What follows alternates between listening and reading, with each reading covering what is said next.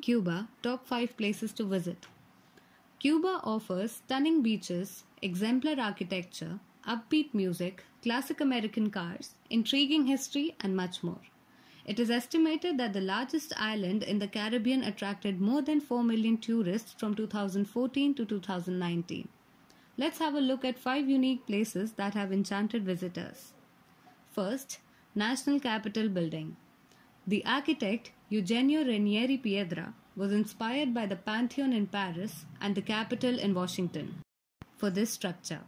The construction spanned over a period of 3 years, required 5,000 workers, and it is estimated to have cost $17 million. Interestingly, the distance from Havana to any other place in Cuba is measured from this building. Also, the gardens in the Capitol building were designed by the same architect who designed the gardens surrounding the Eiffel Tower in Paris. For more than 50 years, the Capitol building was being used by Cuba's National Library of Science and Technology and the Cuban Academy of Sciences.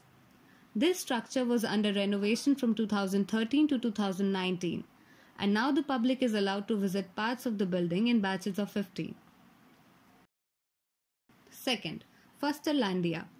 Cuban artist Jose Fuster converted his ordinary neighborhood Caminitas into what is considered to be a tourist attraction today. Colorful ceramic mosaics adorn the walls of houses and installments in the area. He began this artsy project in his house, which now resembles a children's recreational area and is open to visitors. With the consent of his neighbors, he extended his art to the rest of the neighborhood. This masterpiece was inspired by many artists including Gaudi and Picasso. Third, Vinales Valley. This valley is a national park situated in Sierra de los Órganos in the west of Cuba. The suitable climate and fertile soil have resulted in thick green plantations throughout the valley. Its rural appearance is compounded by olden methods of tobacco cultivation. The valley is also characterized by mogotes, which are round-shaped hills made of limestone. Some of these mogotes are home to caves like Cueva de San Miguel and Cueva del Indio. Visitors may rent a casa particular, which is a private house for their stay at the valley. Horseback riding, canopy tours, and visits to a prehistoric mural are some of the activities usually undertaken by tourists. Fourth, Morro Castle. Known as Castillo de los Tres Reyes del Morro in Spanish, this castle was named after the three magi who visited baby Jesus according to Christian tradition.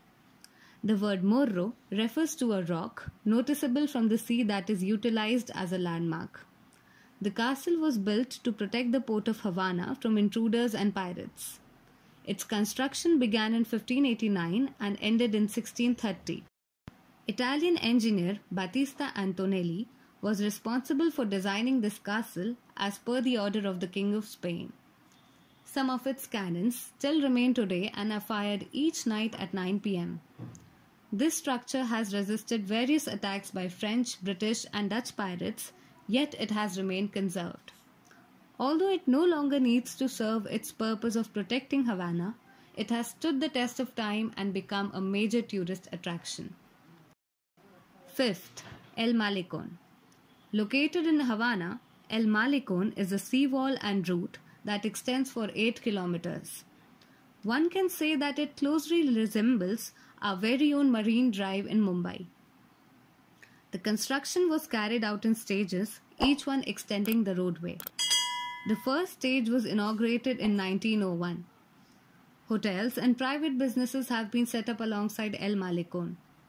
Monuments, including those of various individuals who fought for Cuba's independence, can be found here as well.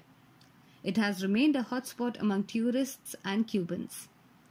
So I hope this article made you a bit more curious and probably you'll visit this beautiful island.